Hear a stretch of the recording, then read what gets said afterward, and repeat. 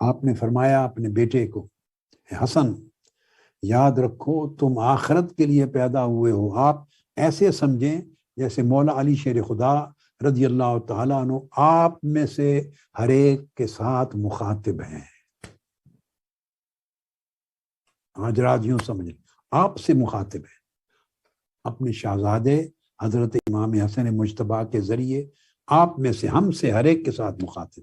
ہمیں فرما رہے ہیں، اے بیٹے ہمیں فرما رہے ہیں یاد رکھو تم آخرت کے لیے پیدا ہوئے ہو، دنیا کے لیے نہیں. بس اس سے اپنی زندگی کی پرائورٹیز، ترجیحات کا تعین کر لو.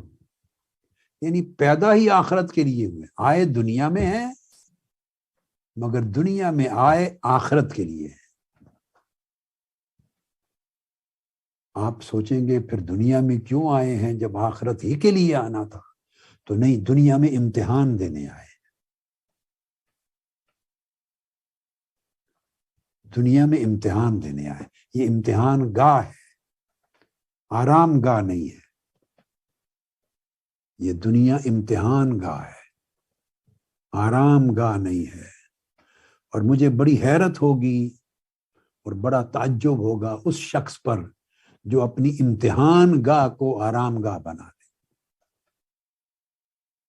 آپ کو پتہ ہے جو لوگ امتحان دیتے ہیں، جو بچے بچیاں، وہ ایگزامینیشن ہال میں کبھی آرام سے نہیں بیٹھتے، بے چین اور بےتاب رہتے ہیں. میں بھی طالب علم تھا، ساری زندگی زمانہ طالب علمی میں نے بھی امتحانات دیے.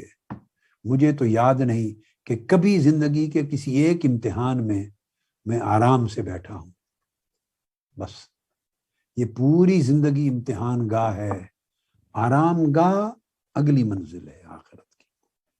اس لیے فرمایا تم آخرت کے لیے پیدا ہوئے ہو، دنیا کے لیے نہیں.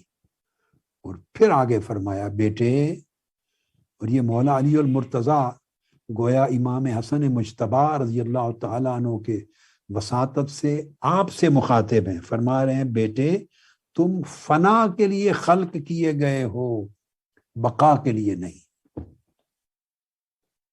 یعنی آپ کی تخلیق فنا کے لیے ہوئی ہے، بقا کے لیے نہیں. تو جو شخص اپنی بقائے حیات میں فنائے حیات کو یاد رکھے، دوران بقا عارضی بقا ہے، اس عارضی بقا کے ہر لمحے میں اپنی فنا کو یاد رکھے،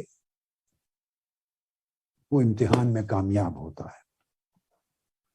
پھر آپ اس کی اور وضاحت کرتے ہیں، وہ بڑی اور توضیح کر فرماتے ہیں اے بیٹے یاد رکھو تم موت کے لیے بنے ہو، حیات کے لیے نہیں.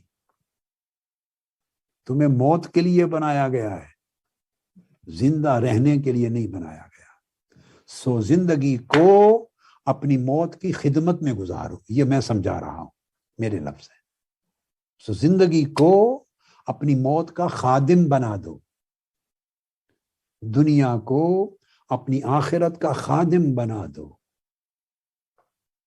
راستے کو اپنی منزل سنوارنے کا ذریعہ بنا دو.